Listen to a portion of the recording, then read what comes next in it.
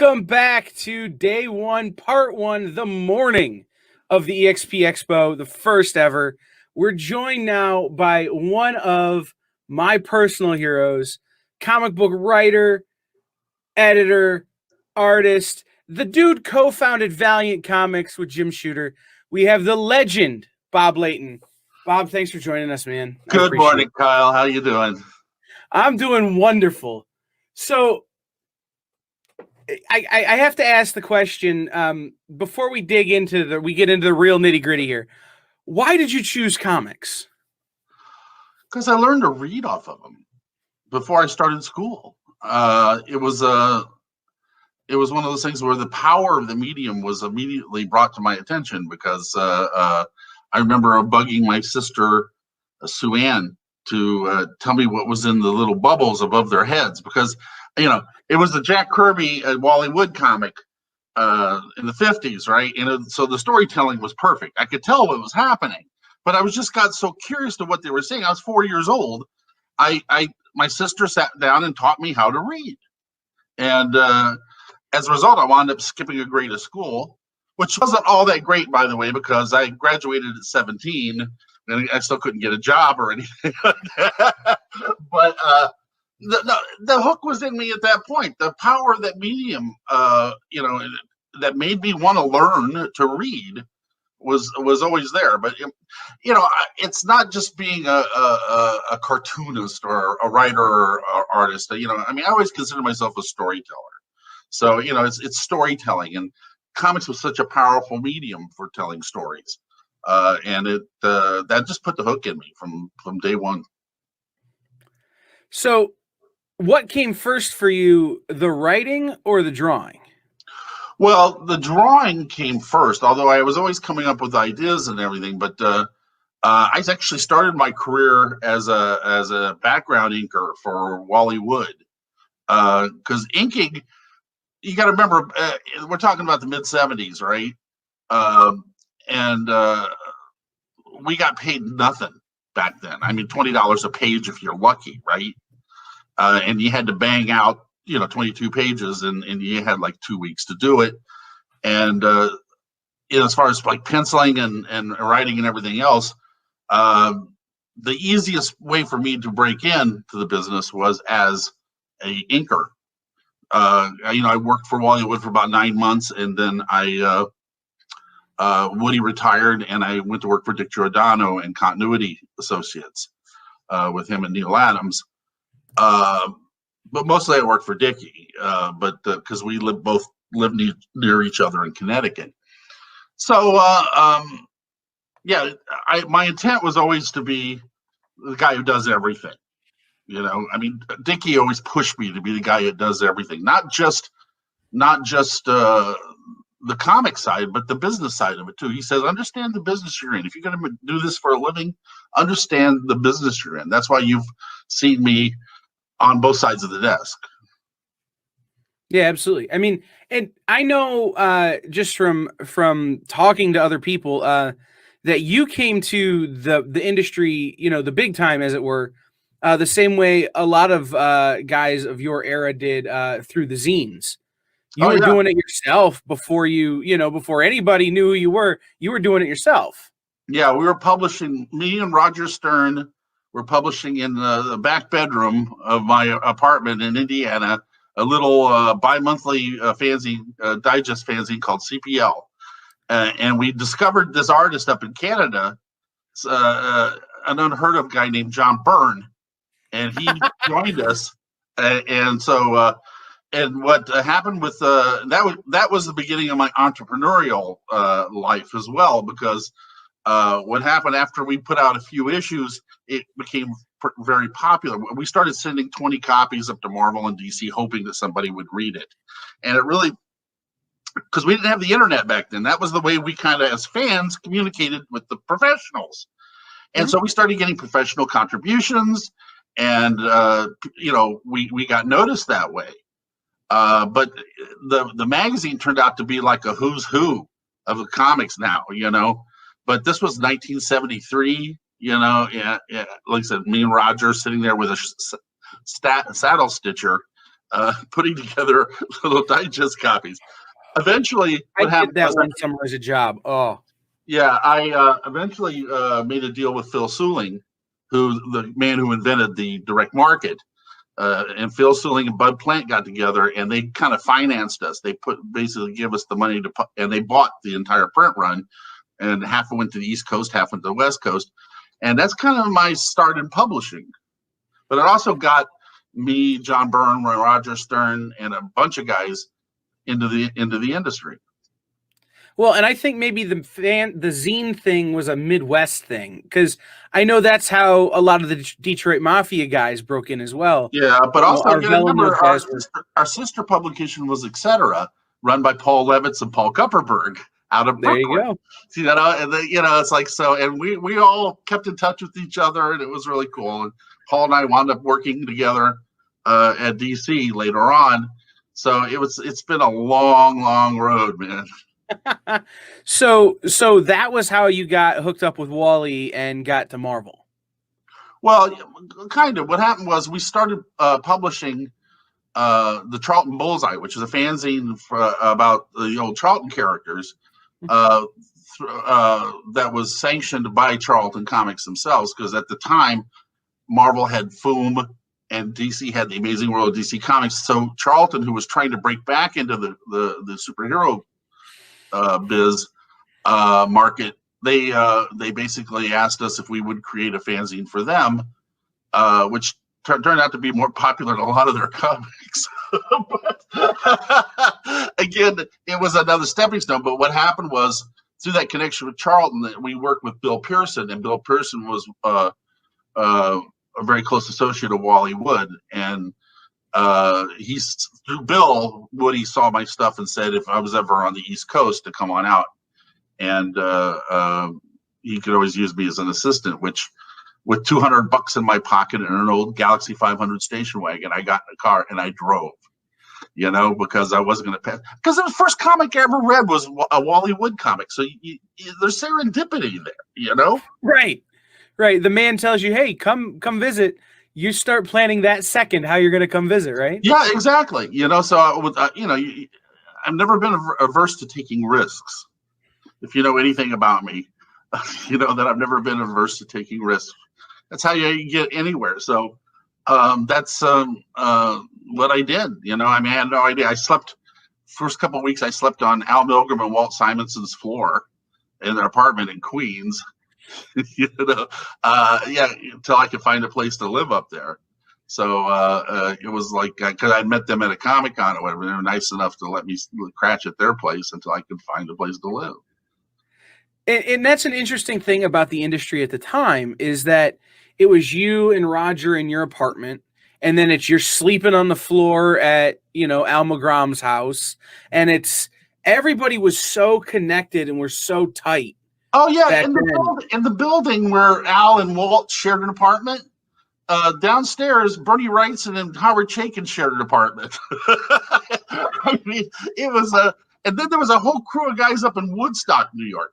There was like Starlin, Barry Windsor Smith, a whole bunch of guys who lived up in the Woodstock area. Joe Sinnott. So there was a whole crew, upstate. A short train ride up there. There were like pockets of cartoonists all over the place. I'm talking to Howard later. I'm gonna have to ask if he's got any apartment stories. Oh, well, tell her that about the first time he took the goy out to have Jewish food. Because coming from the Midwest, I didn't know anything about, so he took great delight in taking me down to a local Jewish deli and give me matzo ball soup and show me how to eat a bagel with a schmear. I remember that. Oh, I bet that's a story that I bet that's a great story. Well, he was fascinated because, you grew up in the Midwest, you don't know anything about culture, any culture whatsoever. There is none, right? And I know Howard's a foodie too, so it was probably really good. No, yeah, oh yeah, absolutely. No, but this was Howard in his prime. Okay, he's just full of piss and vinegar, right? But he was also, he's always been like someone I just like totally idolized. I just thought he was absolutely fantastic.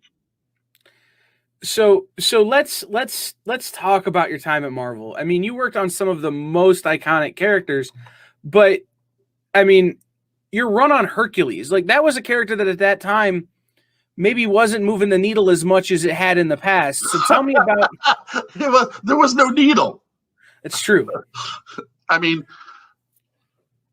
what happened was the word came out that they wanted to try miniseries. They wanted to try, and I had been on Iron Man for a while, right? And I told you, I always wanted to work as a writer, so I saw this as an opportunity for me to work as a writer.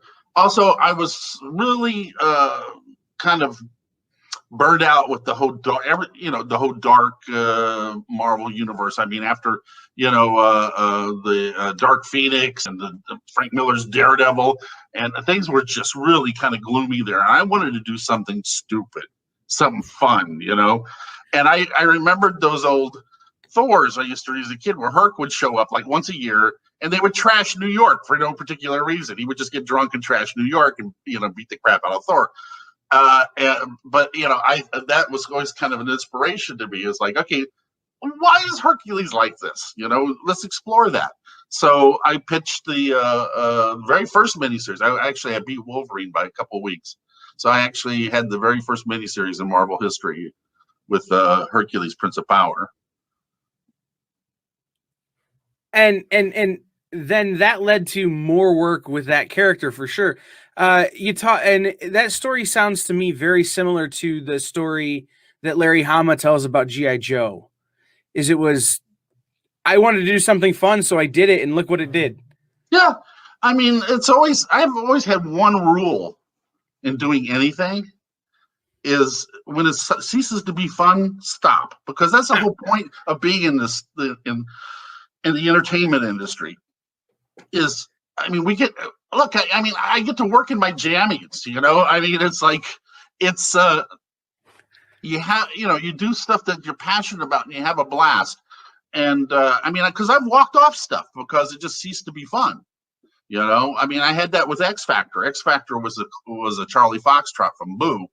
And, even though it was like, it broke all-time sales records, after 5 issues, I was done, because the politics around it was just untenable. Sure, absolutely. I mean, and the people who worked on that book, I mean, you look at them now, and every one of them is considered a legend. Every one of them's a massive star. But when they talk about that book, they always go, and they start talking about it, because it was such a. Well, I know it was such a political game, because there was the office politics about it, because it was the first X book not done by the X office, right? And they set out to make my life a living hell. And like I said, and poor Jackson, I mean, I feel bad for Butch, because he hung in there through the whole thing. But after just having plot after plot after plot bounce, because you can't use this character, you can't do that character. Well, it just ceased to be fun. And, so it's like I moved on. Unfortunately, I got drafted into the Secret Wars because, I was on contract and I wasn't doing anything, and I had a quota to fulfill. So I always joked that I was the only person in that war that was drafted. I like it. I mean, everybody wound up in the Secret Wars, but you were the only one who was there because they made you. Drafted. Yeah, I didn't volunteer for the job. I was definitely conscripted.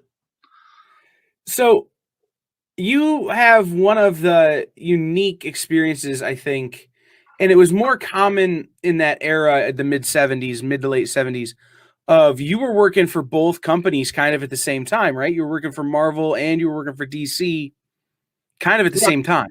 You were scrambling just to get work because, like I told you, the page rates are so low. I mean, it's one of the really painful realities of now, because when you're doing this stuff, you don't really think that it's going to be considered classics or anything like that. And if I did a cover like for Iron Man, and I got $200 for the original, I thought I was just rolling in dough, right? And then I had a guy contacted me a couple of weeks ago and says, I have one of your old covers. I want $35,000 for it. You know anybody be interested in it? I, sure, I'll help you out. You know, I was like, Hey. yeah, I mean, there's that part always smarts a little bit, but no, back then you went $5 more a page, you sell your mother. You know, it's like it's the pay rates were so low. Most of those Iron Man that are considered classics, I did for $25 a page, and I got 2 originals back on every job. You know, because well, I fought for inkers' rights in the industry too. That was the other thing, because one of the first things I did when I got to Marvel and I was established at Marvel, during Iron Man, was I started fighting for the credits, because a lot of times most of the time I did finished art. I did embellishment, not just inking. But they would the bill as so and so artist, Bob Layton, inker. And I'm like, am I not an artist? Am I something other than an artist? So you'll notice that in the late 70s, they started changing that to both guys as artists, or penciler, embellisher, blah blah.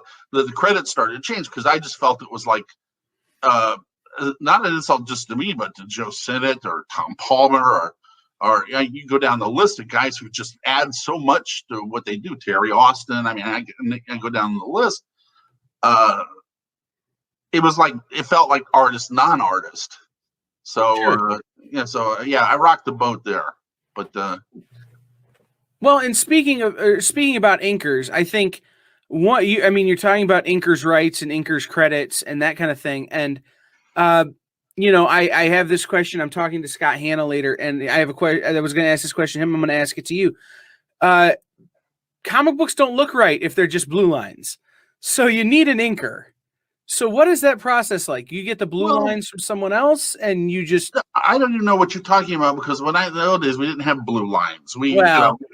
People drew on the page with a big horse leg number 2 pencil, right. Pencils. No, it was but part of wanting to develop as an artist, and something Dickie pushed me toward, was when you it's better to add, to actually embellish onto something. First rule is, if it's drawn wrong, fix it. I mean, so a lot of guys think their pencils are etched in stone, but if the foot is drawn wrong, you don't ink the foot the way badly. You fix it, right? And the really good inkers are also really good artists.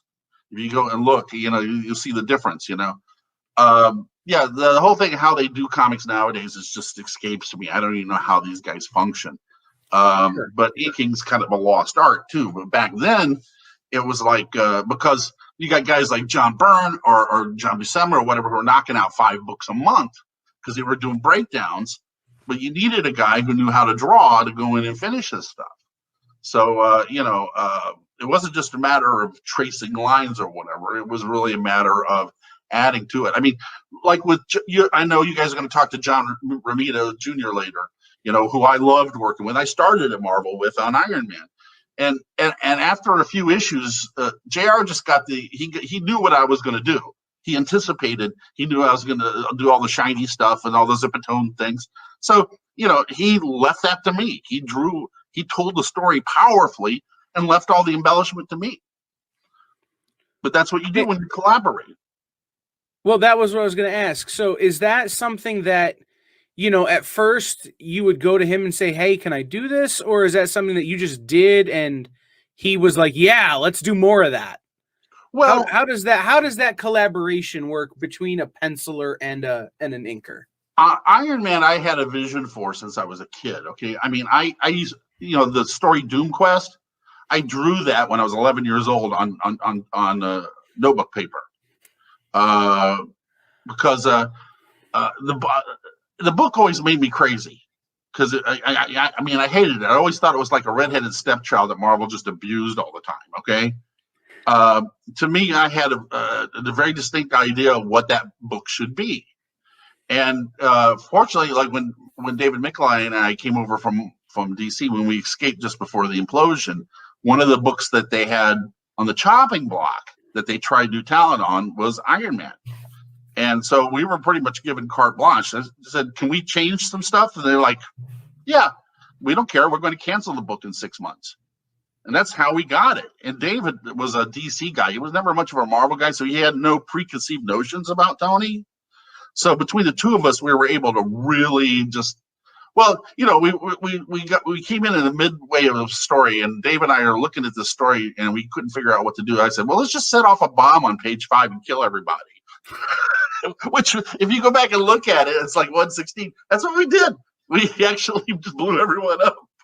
You know, and then we proceeded to retool the book, the way I had always envisioned it, with him looking like metal, with the book being the emphasis on Tony Stark, not on Iron Man. Because I got to tell you, as a 15-year-old boy, I didn't want to be Iron Man. I wanted to be Tony Stark. I wanted to be the coolest guy in the room with the coolest clothes and all the toys and all the girls and all the money. Right. That's an achievable fantasy for a 15-year-old, as opposed to putting on armor and flying around and fighting with the Avengers.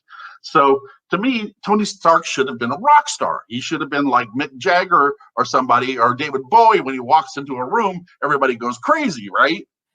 And that was kind of what I wanted to bring to that rock star Tony Stark.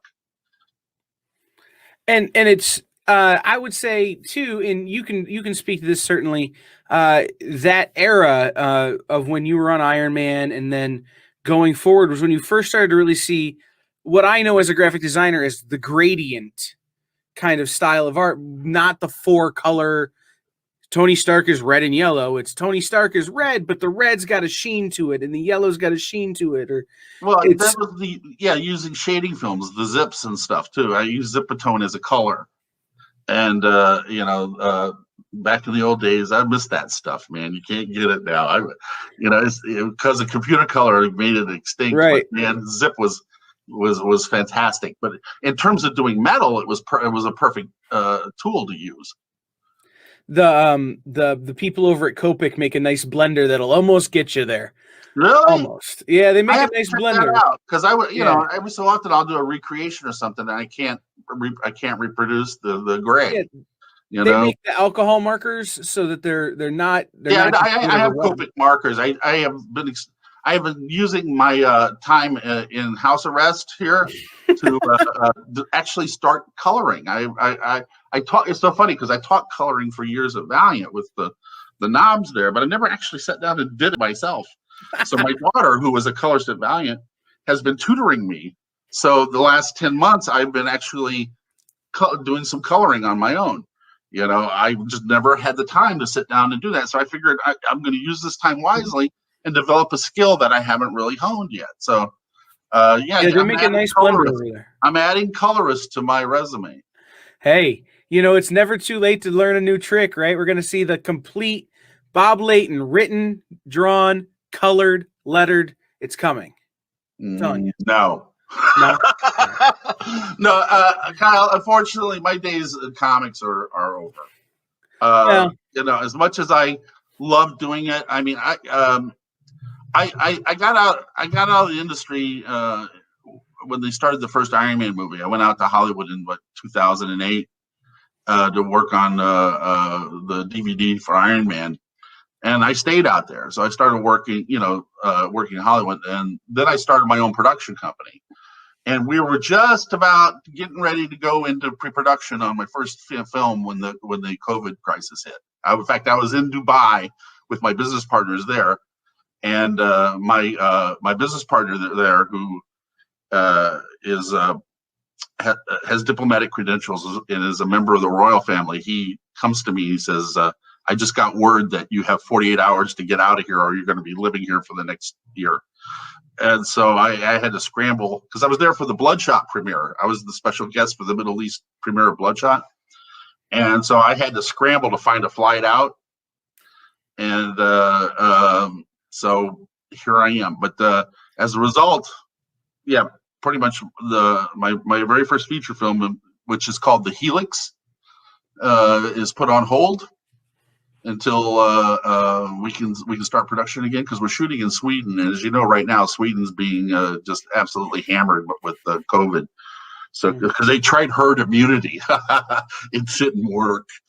So yeah, now they're really like uh, they're in a bad way with that. So, but we have all the financing in place. We have a star who I can't mention, A-lister involved with the project. So it's just a matter. We're hoping that we can get the cameras rolling by September.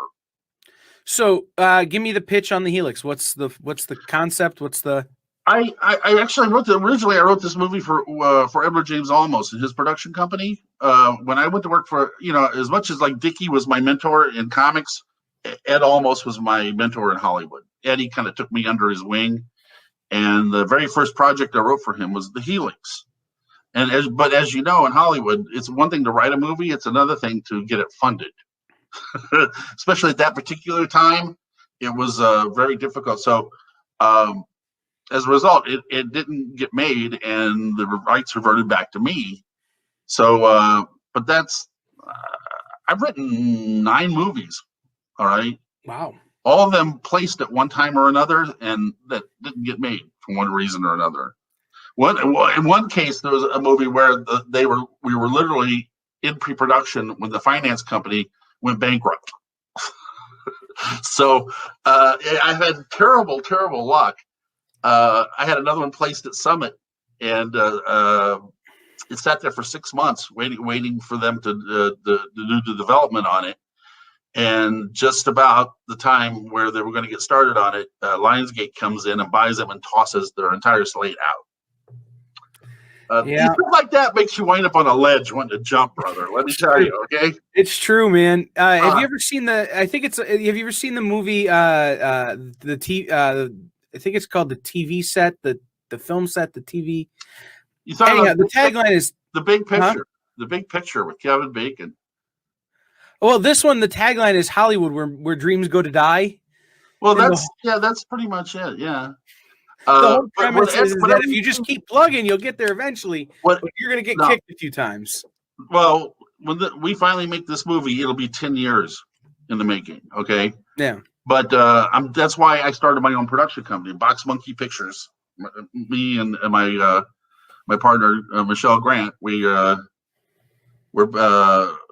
just decided that because I got tired of playing the Hollywood game. Like I said, I wrote 8 or 9 movies that or TV shows that never made it.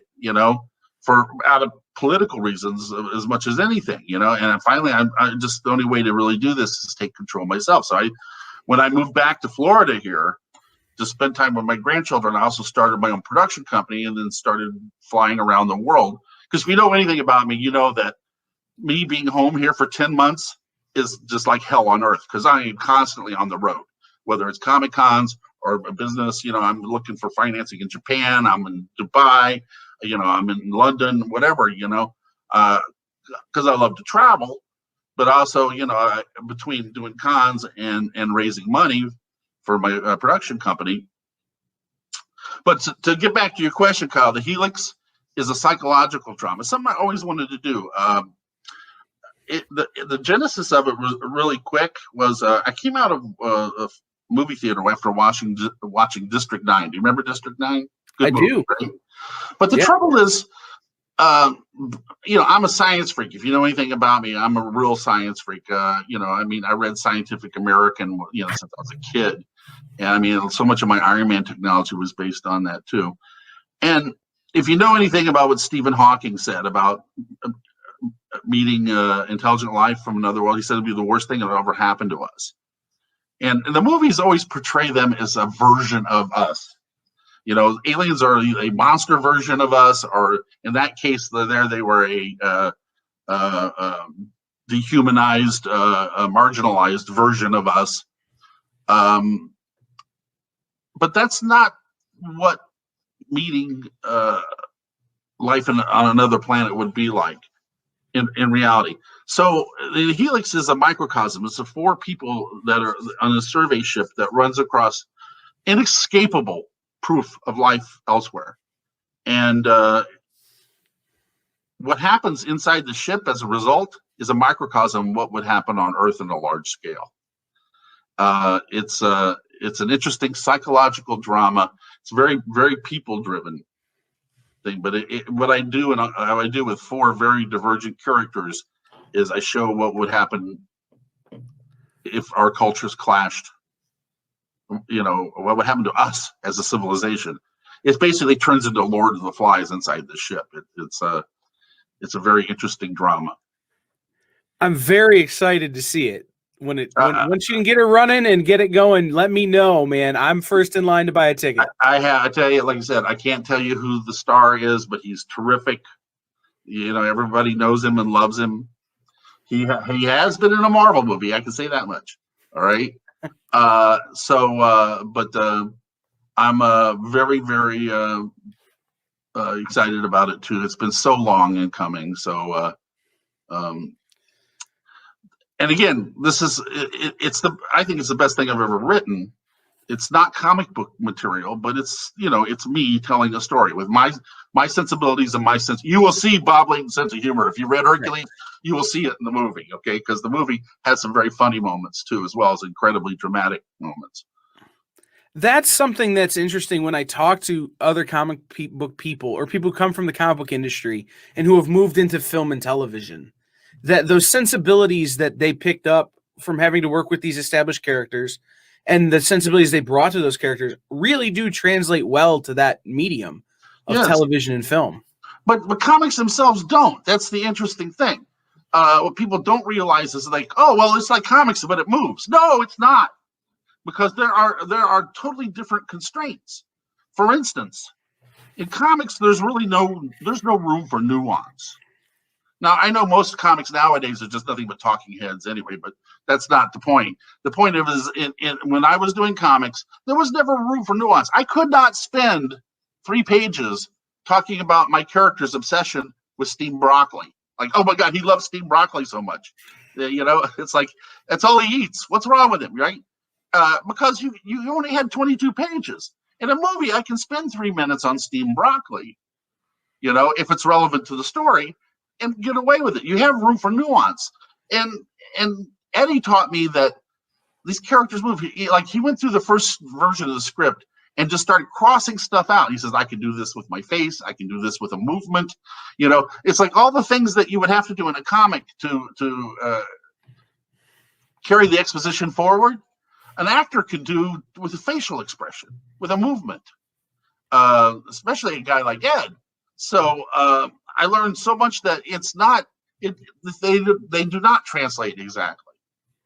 No, and it's interesting too when you see people who go the other direction, who come from film and television into comic books. Oftentimes they can't pull it off. They overwrite. Yes. Terrible. Yes.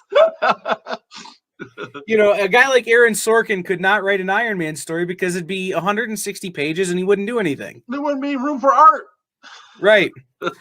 So it's why I find Neil Gaiman's work so interesting, is that he has figured it out, but he might be the only person ever. There are guys who have figured it out, and it's like I said, hopefully I'm one of the guys, Yeah. But like I said, I spent almost 10 years out there. And I did a lot of work. I worked as a ghostwriter. I did production art. You name it. And I was fortunate because Hollywood is a culture, and like any culture, you have to learn the language and the customs. And so I spent that time learning the language and customs of Hollywood. So I can sit there and I can talk bullshit with the best of them. All right, but it's and that was invaluable, but. I don't really want to deal in bullshit. I basically I want to be able to do a product that's pure. I don't want someone sitting there telling me my kid likes dogs, so why don't you give him a robot dog? It's like I'm not playing that. So that's one of the other reasons why I have my own production company. So I don't have to play those games anymore. So you talked about how Edward James Olmos was your mentor in Hollywood, and you mentioned Dick Giordano was your mentor in comics. Right up to the day he died, man. What was that like? Do you have any great Dick Giordano stories? I have a million Dickie stories. And here's why I ask. He is maybe my favorite favorite Batman artist of all time. I can pick out a Dick Giordano Batman from across the crowded convention, at 1,000 feet. So you just half the merchandise has Dick Giordano T-shirts, right? Mm-hmm. Half the OG merchandise on Batman is from Dickie, right? Yeah, absolutely. And he loved that character. He didn't like superpowered characters anyway. It was something that he could relate to Batman because what he wanted to do his whole life was westerns. He loved westerns because that's what he grew up with as a kid. But nobody was really doing westerns that, as a genre. That kind of disappeared from comics. But he absolutely loved doing Batman, and I was so fortunate to actually do a couple of Batman Elseworlds with him. Once we both retired, once I quit Valiant, it's so funny because the whole time I was running Valiant, he was running DC, right? And when I was at Marvel, he was in continuity. We never got to work together, even though he was my mentor from the time I was like 19 years old. We never actually got to collaborate on anything. So finally, when he retired from DC, I immediately hired him at Valiant to work there, but I was too busy to do anything art-wise with him. So after I stepped down at Valiant, I took a few years off, and then Dickie says, "Look, we need to do something together." So we went up to Denny O'Neil and pitched a Dark Knight of the Round Table, which was so much fun to do with Dick. I mean, he had the time of his life. I mean, between being able to work with me and work on a Batman story where they had horses. Right. He's like, we got to do something where there's horses. He liked to draw horses.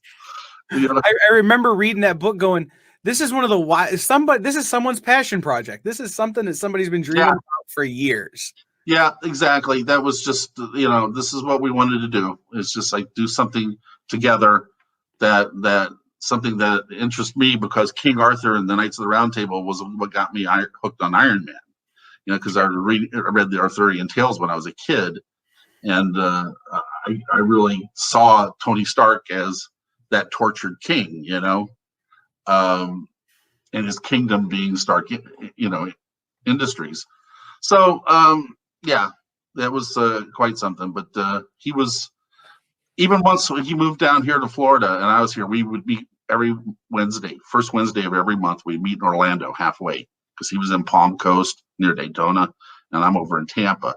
We would drive in and we meet and have lunch once a month, just to talk and keep up with each other until he got sick. I'm always interested when people talk about their mentors, and you've had two legendary ones that you've mentioned in Dick Giordano and Edward James Olmos. The best advice they ever gave you? Dickie? Either one or both. Well, the story with Dickie especially was we were on a train going into continuity from Connecticut. Here's 19-year-old little Bobby Layton, and Dickie was there reading his New York Times, in his business suit and all that kind of stuff. And I'm sitting there next to him on the train. I think I got a copy of like the Avengers, and I'm reading my comic book. And I remember Dickie kind of reaches over and pulls it out of my hand. And he kind of looks at me and he goes, "Young man, what is your intention?" And I'm like, "Well, what do you mean?" He goes, "Is this going to be your hobby or your job?" He goes, "Because if I'm going to train you, I'm going to spend all the time teaching you. It can't be both. You'll never be good at it if it's both." He says, "You'll never bring anything new to it. If the only thing you're assimilating is more comic books." He says, "If you want me to spend the time training you," he goes, you're going to have to find another hobby." So I got rid of all my comics. I sold them. People ask me, it's like, what about my collection or whatever? You're looking at it. It's like from that point on, and I think that he said, because as long as I keep bringing things from the real world to comics, like I would have a long career. I mean, it's been 45 years now. Um, so it's like he was right. That he told me to learn every aspect of the business, which is exactly what Eddie said. He said, don't just worry about being a writer. Understand the medium that you work in. It's like it was so important. Eddie said, you got to understand what things cost, why people do the things they do. You have to understand, because it's a very complex business. You have to understand all aspects of it. So both of them pretty much said the same thing one way or another, to me. It's true. And that's a great piece of advice for people who are trying to break into any industry. Learn everything. Ed's so great because not only is he a great humanitarian and social activist, but he's a brilliant storyteller in his own right. Eddie understands the editing that he did on my scripts just changed the way I looked at everything. I was just so impressed with him, and his heart is bigger than all of Mexico, man. He's like I met his son first, Michael. Michael and I became friends before I ever met Eddie. And Michael, I remember the first year I was out there, it was Thanksgiving, and I'm sitting at home in my shabby little LA apartment, and I get a call from Matt Olmos. He's like, Bobby, what are you doing? And I said, well, I'm sitting here. I'm going to watch some football and, eat some TV dinner turkey or something. He goes, no, you're not. He goes, get in your car. He goes, you're coming to our house. So, he had me come out to Encino where he lives. And I had my first Thanksgiving in LA with the entire Olmos clan. It was fantastic. He just made me part of the family. That's why, it's like I keep in touch with him all the time. And whenever I get a chance to get out in LA, we get together. But it's like Ed's an amazing guy. I was so fortunate to have time with him. So we haven't really talked about it yet, but it was Valiant Comics. It's a company that has been around for a long time, and you helped start that. What is it like to see Valiant now with its movies coming out, and this company you started with? Let's not sugarcoat this, with some other legends in Jim Shooter and Barry Windsor Smith. Well, what do you mean not sugarcoat it? Well, no, it's like let's not skip over the power that Valiant came into the industry with.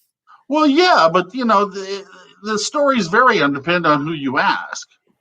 My advice to you, seriously, is like, who has the true Valiant untold story is Fred Pierce, who's there now. But Fred, the original VP of manufacturing there, Fred was put in there by Triumph, the people who owned us originally, as an overseer, because basically, the money kept disappearing, evaporating without much product. And so Fred came in to basically oversee where the money was being spent. But Fred will tell you, because he was there from Boo. But it was the best of times. It was the worst of times, Kyle. But Barry came over because Barry and I were like best friends. I was divorced from my daughter's mother, but Barry lived in the same town as her up in Woodstock. So we worked together at Marvel for a while, but Barry and I became like best buddies. So I would go up on weekends and stay at Barry's house and have visitation with my daughter, and Barry's villa was like, there's suits of armor and swords on the walls and stuff like that. I mean, it's like crazy. It was exactly what you think Barry Windsor Smith would live in, right? So he and I were very, very close. So when we started Valiant up, he had really no desire to work with Jim. The deal we made was that he would come there as long as he worked with me, because he didn't trust Jim. There was a lot of guys that didn't trust Jim. So, Barry came up there primarily because I assured him that things would be okay. And for a while they were. And so what is that like we're starting a new thing here with the comic book shopping experience, the experience that we're calling it. What is it like starting a new comic book company? Well, it's nearly fatal. I mean, I put myself in the hospital twice from exhaustion. I was putting in 17 hours a day, 7 days a week, because you're always shorthanded, especially with a startup like that at that particular time. Plus, like I said, we had problems with getting people to work there because, Jim's reputation had preceded him. So a lot of guys just wouldn't work with it. Okay. So I got the idea of just growing a lot of our own talent. So we found, I was rating Kubert schools and I was working there and I found people like David Lapham, and Bernard Chang and Sean Chin. And a lot of these guys, we were just taking right out of the Kubert school and we're putting them there and teaching them on the job. That was the way I figured the best way for us to get it done is kind of do a mix of up and coming guys with established artists. And you co-created Exo Manowar. You kind of I'm not even gonna say kind of. Harbinger. I co-created everything except Harbinger. Right. No, that's where I was headed. If you see it from Valiant, your hands were in it, with the exception of Harbinger. But I wanted to ask about Archer and Armstrong, because that's a book that's taken on several different forms, but it's always kind of maintained that original playfulness and sense of humor that was part of it. Barry's genius. Well, no, I mean, because when originally that was supposed to be the book that Barry and I would do together, and I don't want to get into it, but basically Jim broke that deal. And so the Steve Mazarski stepped in, and the solution was let Barry write it himself, and Bob will be his editor. So I wrote the first issue, even though I'm not credited. I wrote the first issue of Archer and Armstrong. It's just doesn't have my name on it. But after that, the resolution was to have Barry write it, which I was fine with because Barry's fantastic.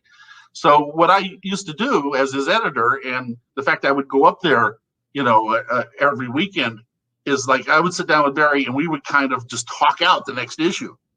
And like for instance, I remember I came up with the idea and I pitched to him about the Ninja Nuns, like in issue 4.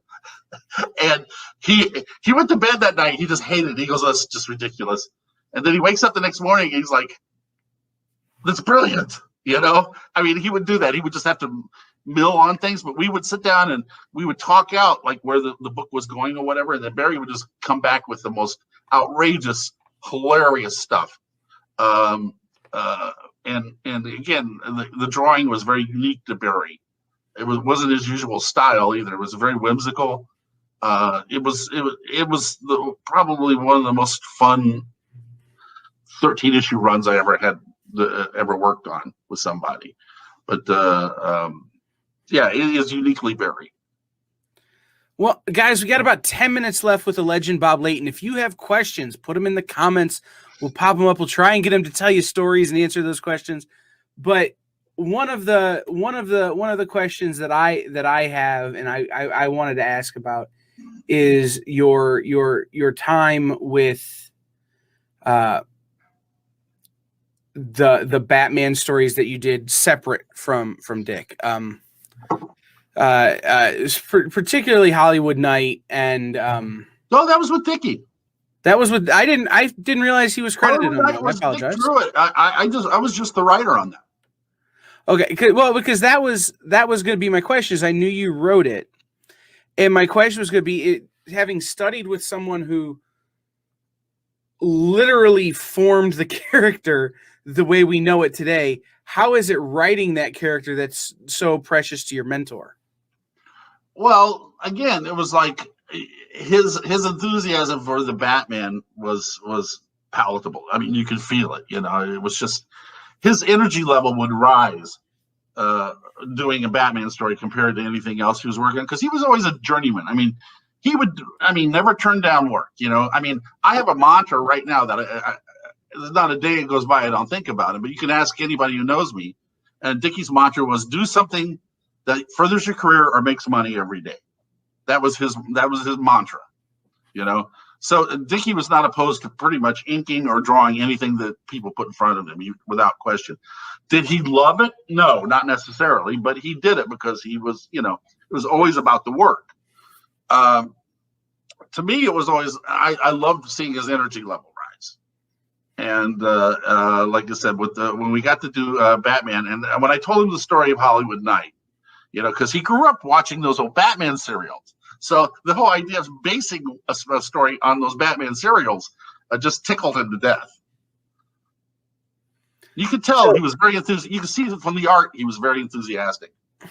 Yeah, I mean, and I'm thinking about it now, and I can see his fingerprints all over it, and I can't believe I didn't realize that was him when I was. I also had a chance to put a horse in it, if you notice.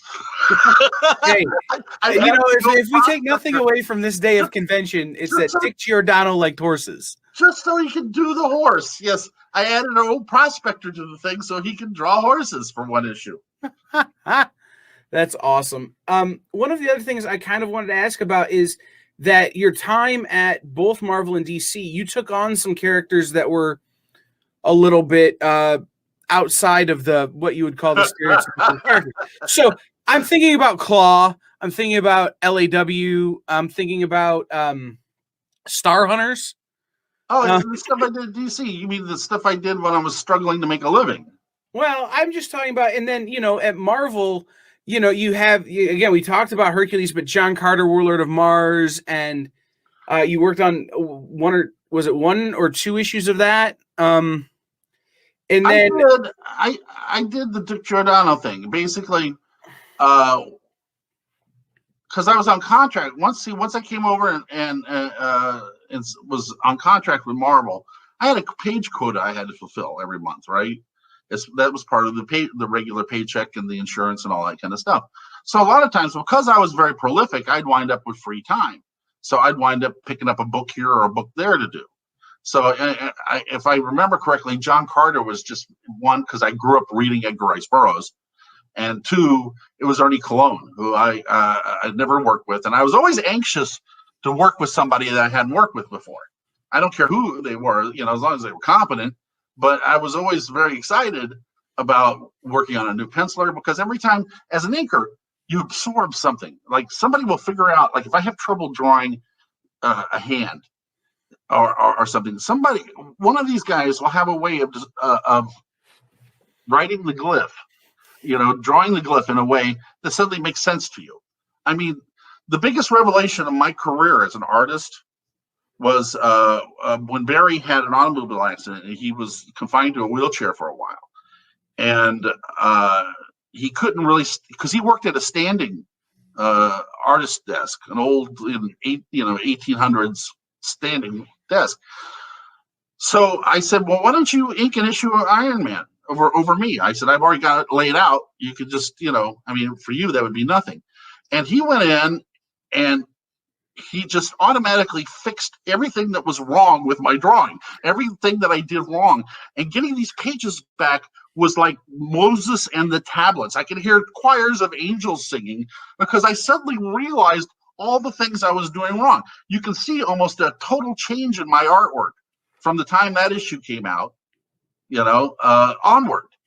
It was just like, it was a revelation.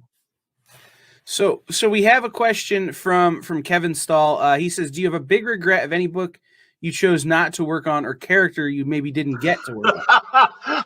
hey, two things. Yeah, two things. One, just before I left left Marvel for DC, this is like 77. Dave Cockrum, who was a buddy of mine from the fanzine days, okay, he used to send drawings to us when he was still in the Navy. All right.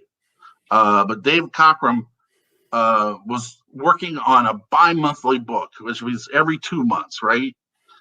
It was the X-Men. He really wanted me to come over and ink it. So I did one issue. I think it was issue 105. And I'm like, first of all, I was consigned to team books the whole early part of my career, because none of the A-list guys wanted to do team books because there's too many characters. So I did it, and it's like, these aren't the X-Men I know. It's like these costumes are all hard. Only some of them only a mother could love, or Dave Cockrum. And I can't make a living doing one book every 2 months. And so I took the deal at DC and I left. So I left the X-Men. 6 months later, it's like the #1 book in the world, right? I mean, it just it takes off, and it's obviously Marvel's biggest seller for how long? For decades, right? So yeah, and when I was at DC, I wanted to do Adam Strange. Adam Strange was my Hercules at DC because I thought Adam Strange, growing up as a kid, was the dumbest premise ever. Where he was an archaeologist who would have to put on his costume and stand in front of the Macy's Day Parade as it's going on, get zapped to this planet Rand, where he fought giants, tennis shoes, and vacuum cleaners. And just every time he's about to get the girl, he gets cock blocked and sent back to Earth. But they never explored the 28 days that he was on Earth, right? At all. And the fact that he pretty much was behaving as a crazy person. So I always wanted to do that. I never got a chance. I pitched it, but they never let me.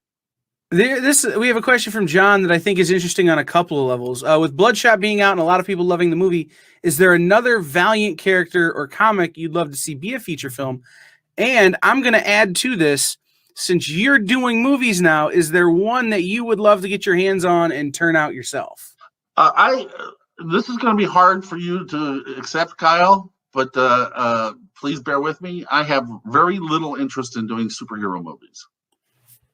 All right, because I have done that. I've climbed all those mountains. I mean, I have, according to the comic book database, 6,400 comic book credits.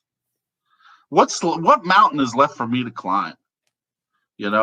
Plus, most of the concepts I have for film are not based on superheroes or superpowers or anything like that. So they're sci-fi, or there's elements of sci-fi or stuff in them, but they're not necessarily what I would call heroic fiction. Absolutely. I think Bloodshot. Everything's moved over to Paramount now, so I have no idea what Paramount's going to do next, because I know Archer and Armstrong was on the slate or whatever. Personally, Exo Man of War. I mean, Iron Man's gone now. It's like, Conan in a can, man. Who doesn't like Conan in a can? If people are now familiar with Iron Man, here is the antithesis of Iron Man. Everything that he's not, but they would get it. So to me, Exo Man of War would be I think the one that would really take off. I mean, I'd like to see Ninjak, just because we don't have a really good spy now that James Bond. It takes them 10 years to make one movie. A real good spy thriller, with a super action guy. So it's like, Bruce Lee and James Bond mixed together.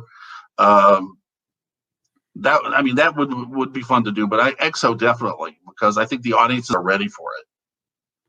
So we got just a couple minutes left. Tell people where they can find you on the social media. I especially want make sure to plug the production company so people can get updates with that kind of thing. All right. Yeah. The production company is Box Monkey Pictures. And the website's up, although we're adding to it. We just went up recently. Again, we didn't really add much to it yet, because obviously we're on hiatus until the COVID crisis has passed. I have my own website, as you can see on the scroll, boblayton.com, but you can also, I'm on Facebook, Twitter, and Instagram. So I'm really easy to find. So that's not a problem. Plus, I post art. I try to post artwork every day, because I've been spending the 10 months going back to doing commissions. And some of them I've been doing in full color now, So there's commissions information on my website. If people are interested in that, because what Dickie said, do something that makes money every day. Yeah. So if you head over to bit.ly/EXP guest, there's links right now to Bob Layton's website, and there will be a link to Box Monkey Pictures website in just a moment when I can click the update button here, and we will get that live for you. Bob, I want to thank you so much. It's been an honor meeting you, man. This Kyle, has it went been one by of the so highlights fast. of my weekend. It It went by did. so fast. Oh my God. That's You why I know? love talking to comic book people, is because we could just talk for hours and it feels like minutes. Oh man, I got stories too. I didn't even get into the smutty stuff. We'll save that for the after hours, Con. Well, okay, Our gotcha. interview- All right. Interview Hey, later. listen, give my best to everybody. You know, when you talk to Johnny, give him my love, give him a big hug for me, okay? We'll do. Absolutely. Absolutely. We will be back, guys, in just about a minute with Brian Silverbacks, Charlie Stickney, and Eric Palicki from Scout Comics. Assuming my internet doesn't freeze here at noon.